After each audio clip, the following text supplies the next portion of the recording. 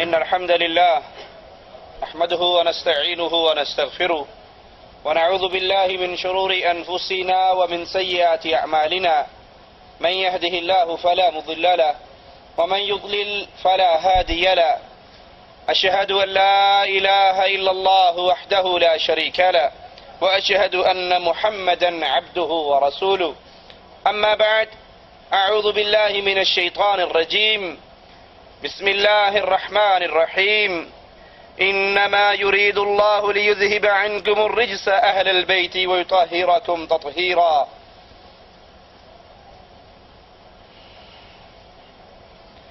آج جس شخصیت کا تذکرہ اللہ کی توفیق سے کرنا چاہتے ہیں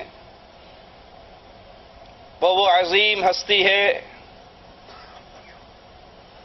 جس کے بارے میں رسول کریم صلی اللہ علیہ وسلم نے جنگ خیبر کے موقع پہ کہا تھا کہ صبح میں اس کو جھنڈا دوں گا جو اللہ سے محبت کرتا ہے، اس کے رسول سے محبت کرتا ہے، اور اللہ اور اس کا رسول وہ بھی اس سے پیار کرتے ہیں۔ صحابہ کرام ساری رات اس سوچ اور فکر میں گزار دیتے ہیں کہ وہ کون سا خوش نصیب ہے جس کو کل اللہ کے رسول صلی اللہ علیہ وسلم کے ہاتھ سے جھنڈا ملنے والا ہے۔ صبح ہوتی ہے، آقا علیہ الصلاۃ والسلام اپنے اصحاب کو دیکھتے ہیں، زبان مبارک سے آواز نکلتی ہے، علی بن ابی طالب کہاں ہے؟ لوگ کہتے ہیں یا رسول اللہ صلی اللہ علیہ وسلم، سیدنا علی کی تو آنکھیں خراب ہیں، آنکھیں دکھی ہوئی ہیں، آپ ان کو بلواتے ہیں اور اپنا لعاب دہن سیدنا علی رضی اللہ عنہ وارضا کی آنکھوں پہ لگاتے ہیں۔ سیدنا علی فرماتے ہیں اس کے بعد پھر میری آنکھوں میں کبھی تکلیف نہیں ہوئی، اور ان کے ہاتھ میں خیبر کا جھنڈا دیتے ہیں۔ خیبر کے اس مارکے کے لیے حضرت علی رضی اللہ عنہ وارضا کو آقا علیہ الصلاۃ والسلام مسلمانوں کی کمان کا جھنڈا دیتے ہیں۔ یہ وہ ہیں جن سے اللہ کے نبی علیہ الصلاۃ والسلام بھی خوش ہیں، اللہ بھی خوش ہے، اللہ اور اس کا رسول ان سے محبت کرتا ہے، اور یہ بھی اللہ اور اس کے رسول سے محبت کرتے ہیں۔ سیدنا علی رضی اللہ عنہ وارضا 601 عیسوی میں مکہ کے اندر پیدا ہوئے۔ ابو طالب کے گھر کے اندر آپ نے آنکھ کھولی، اور ابو طالب رسول کریم صلی اللہ علیہ وسلم کے سگے چچا اور اللہ کے نبی علیہ الصلاۃ والسلام سے شدید محبت کرنے والے، ایسی عجیب محبت کہ جب آقا علیہ الصلاۃ والسلام کو شیب ابی طالب میں بند کیا گیا، آقا فرماتے ہیں رات کا ایک پہر گزرتا، میں اپنی چارپائی پہ اپنے بستر پہ سویا ہوا ہوتا، اور ایک پہر گزرنے کے بعد کوئی مجھے میری نیند سے اٹھا رہا ہوتا، میں آنکھیں کھولتا تو اپنے چچا کو اپنے سرہانے پہ پاتا۔ چچا کہتے ہیں اے بھتیجے اپنے بستر کو چھوڑ دو، میرے بیٹے کے بستر پہ سو جاؤ، اور تیرے بستر پہ میرا بیٹا سو جائے۔ اور یہ سارا تکلف کیوں ہے؟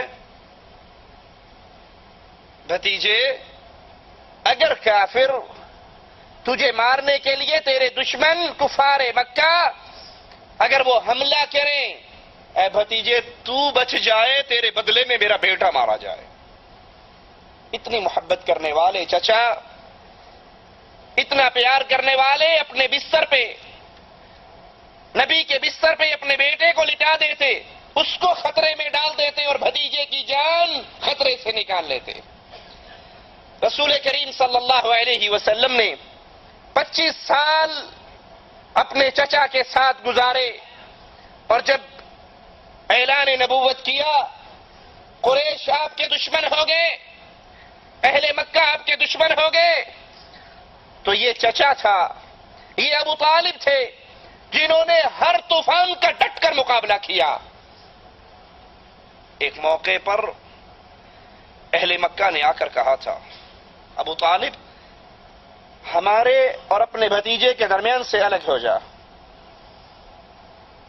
ہم جو چاہے کریں, تیرا بھتیجا ہمارے الہوں کو جھوٹا کہتا ہے.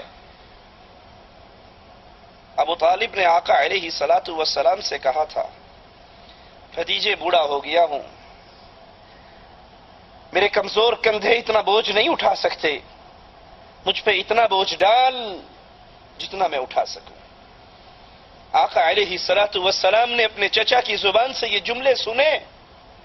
وہ چچا جو مصیبت کی ہر گھڑی میں آپ کا ساتھ دیا کرتا تھا, آپ کی آنکھوں میں آنسو آ گئے. کہا چچا سنو, اگر یہ اہل مکہ محمد علیہ السلام کے ایک ہاتھ پہ چاند اور ایک ہاتھ پہ سورج ملا کر رکھ دیں, یہ انہونا کام کر گزرے, محمد رب کی توحید کی دعوت سے پھر بھی باز نہیں آئیں گے صلی اللہ علیہ وسلم.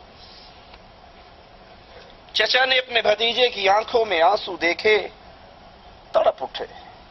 کہا اے بھتیجے جاؤ اپنی دین کی دعوت کو دو, جب تک ابو طالب زندہ ہے تیری طرف اٹھنے والی ہر انگلی کو کاٹ ڈالے گا, ہر آنکھ کو پھوڑ ڈالے گا. اتنی محبت اور ہر طرف سے آنے والے طوفانوں کا مقابلہ کرنے والے سیدنا علی کے بابا ابو طالب. اسی لیے صحابہ نے پوچھا تھا یا رسول اللہ صلی اللہ علیہ وسلم, آپ کا چچا آپ سے بڑا پیار کرتا تھا, اس محبت کا انہیں کچھ فائدہ بھی ہوگا؟ آپ کو ان سے اتنی محبت تھی, اتنا پیار تھا, جس سال وہ فوت ہوئے وہ سال غم کا سال قرار پایا.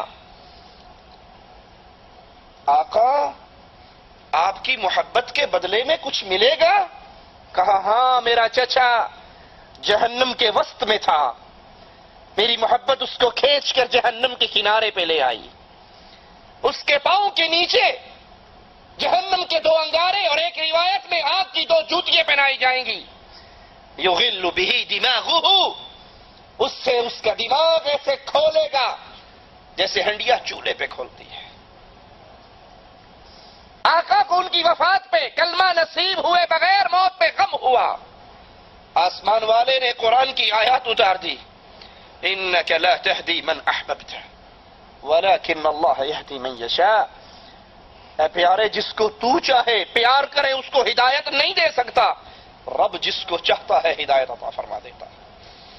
سیدنا علی رضی اللہ عنہ وارضاہ کی والدہ کا نام فاطمہ بنت اسد, اور سیدنا علی کا لقب حیدر, آپ کی کنیت ابو الحسن اور ابو تراب, اور ابو تراب کی کنیت آقا علیہ الصلوۃ والسلام نے سیدنا علی کو عطا فرمائی. 5 سال کی عمر میں سیدنا علی کو رسول کریم صلی اللہ علیہ وسلم اپنے چچا سے مانگ کر اپنی پرورش میں, اپنی کفالت میں لے لیتے ہیں. اور جب اللہ کے نبی علیہ الصلوۃ والسلام نبوت کا اعلان فرماتے ہیں تو اس وقت سیدنا علی کی عمر 10 سال کی ہے. رسول کریم صلی اللہ علیہ وسلم کی دعوت پر سب سے پہلے خدیجہ رضی اللہ تعالی عنہا اسلام قبول کرتی ہے, پھر سیدنا ابو بکر مسلمان ہوتے ہیں, اور بچوں میں سب سے پہلے سیدنا علی رضی اللہ عنہ وارضاہ کلمہ پڑھ کے مسلمانوں کے حلقے میں داخل ہوتے ہیں. اللہ کے حبیب علیہ الصلوۃ والسلام جب نماز پڑھتے سیدنا علی ان کے ساتھ کھڑے ہو کر نماز پڑھتے. ایک دن آپ کے بابا نے دیکھا تو پوچھا بیٹے یہ کیا کر رہے تھے؟ سیدنا علی نے اپنی بات کو, اپنے عقیدوں کو, اپنے ماجرے کو چھپانا پسند نہ کیا. کہا بابا میں اللہ اور اس کے رسول پہ ایمان لے آیا ہوں, اور میں اپنے نبی کے ساتھ نماز پڑھ رہا تھا. وہ ابو طالب جس کا دل اسلام و ایمان کو تسلیم کر چکا تھا, جس نے وفات کے وقت کہا تھا اخترت النار علی العار, اگر مجھے عورتوں کے تانوں کا ڈر نہ ہوتا اپنے قوم اور قبیلے کے تانوں کا ڈر نہ ہوتا، میں بھی کلمہ پڑھ کے تیری نبوت کو تسلیم کر لیتا، لیکن ڈرتا ہوں مرنے کے بعد لوگ کیا کہیں گے۔ باپ دادا کے دین کو چھوڑ کے لڑکے بھتیجے کے دین پہ چل پڑا، جس کا دل مانتا تھا، جو کہا تیرا دین بھی سچا، تیری شریعت بھی سچی، تیرا قرآن بھی سچا، مانتا کیوں نہیں؟ زبان سے اقرار کیوں نہیں کرتا؟ مجھے لوگوں کے طعنے کا ڈر ہے، جہنم برداشت کر لوں گا، ناک نہیں کٹوا سکتا۔ اپنے بیٹے کو نماز پڑھتے ہوئے دیکھا، اس کے جواب کو سنا اور کہا محمد علیہ الصلوۃ والسلام کے ساتھ لگا رہے، یہ تجھے صرف بھلائی کی طرف بلائے گا اور کسی اور طرف نہیں بلائے گا۔